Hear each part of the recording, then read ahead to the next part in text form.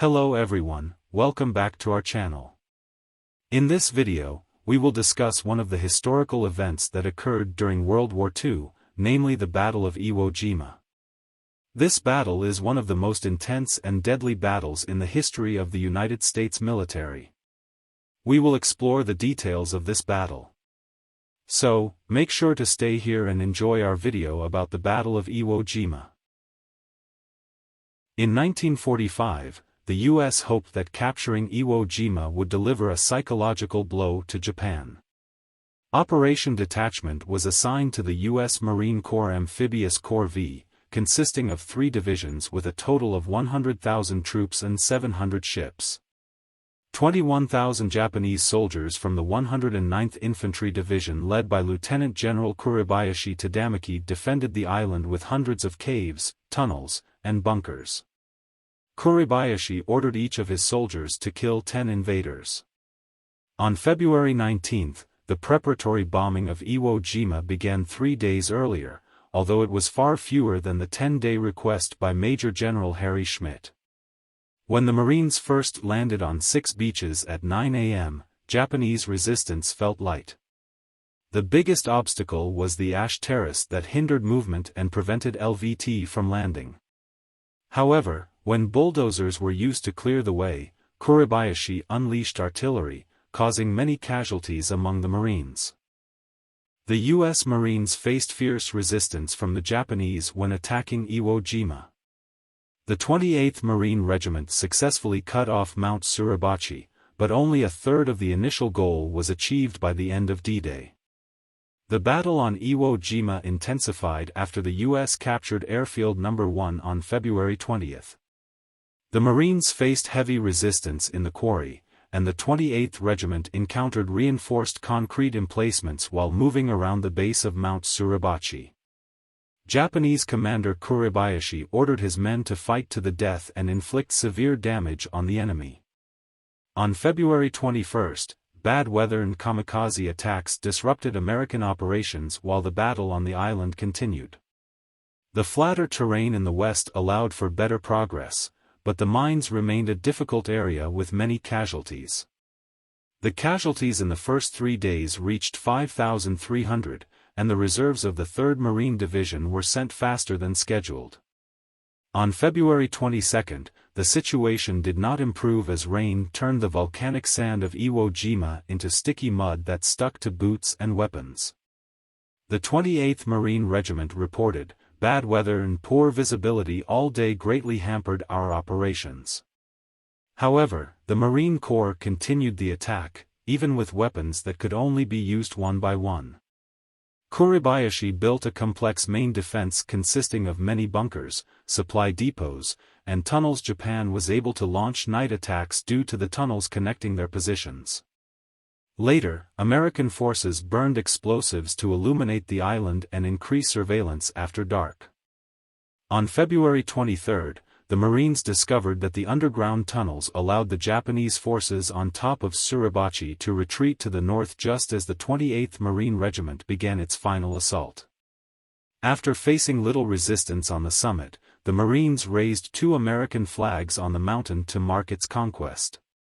On D+5, the U.S. had not yet won the battle even though Suribachi had been taken. The American assault on Airfield No. 2 was hindered by Japanese mines and anti-tank guns. The U.S. Marines used grenades, flamethrowers, and small arms to take the territory. Although the eastern part was successfully captured, the battle continued fiercely in the mines and the northern part, while significant progress was only made in the west. On D+6, the Marines fought against the strong and complex Japanese defense of the meat grinder in the east, with 3 main positions and heavy weapons. Although the Marines continued to advance, progress was measured in yards and referred to as touchdowns. On 26 to 27 February, the American Marines continued to fight in the meat grinder. Although on February 27, America managed to consolidate its success, progress to the north was still measured in touchdowns. The Japanese forces fiercely held their positions, often only overcome when American tanks attacked them at close range. On February 28, the U.S. forces became stuck in the eastern part of the Iwo Jima battle. Schmidt ordered the 3rd Division to attack towards the center, and the Marine forces took the remnants of Airfield No. 2 after significant artillery and air support. A fierce battle occurred on Iwo Jima on March 1. American forces made progress in some areas, but the Japanese defenders still held key positions, including Turkey Knob and Amphitheater. Marine sergeants began taking command of units due to increasing casualties and fatigue. On March 2, although the U.S. forces made advances in the eastern sector, the attack in the center was halted. Japanese troops holding positions at Hill 362B and C put up a fierce resistance and made it difficult for the Marines, resulting in a brutal battle. On March 3, the battle reached a stalemate. The number of Marine casualties reached 3,000 killed and 13,000 wounded, while the Japanese lost 14,000 men and were left with only about 7,000. To the west, American forces captured Nishi and Hill 362A and surrounded Amphitheater. On March 4 and 5, Schmidt ordered a 2-day rest for the troops. During the break, small attacks were carried out to improve positions. American forces also received new replacements, but most were inexperienced in combat. On that day, a damaged B-29 bomber named Dynamite made an emergency landing. On D+15, the Americans launched a large-scale attack by firing more than 22,500 shells in the first hour. However, the impact and progress were generally disappointing for the Americans. The fierce resistance of the Japanese limited Marine advances to only about 50 to 100 meters across the island. On March 7, General Graves Erskine suggested a dawn attack without artillery, and this new method succeeded in capturing Hill 362C and creating a pocket of Japanese resistance known as Cushman's Pocket. That night, Captain Inoue Samaji led a banzai charge that was expected to break through the American defense line but suffered a crushing defeat with few casualties on the American side. The American forces successfully controlled Meat Grinder from March 8 to 10, after successfully passing through the difficult defense points of the Japanese in Cushman's Pocket. Kuribayashi had no intention of surrendering, although he realized that the battle would soon end and reported to Tokyo that all of his forces had suffered great losses. The U.S. forces requested Japan to surrender on D+20 and promised good treatment for prisoners.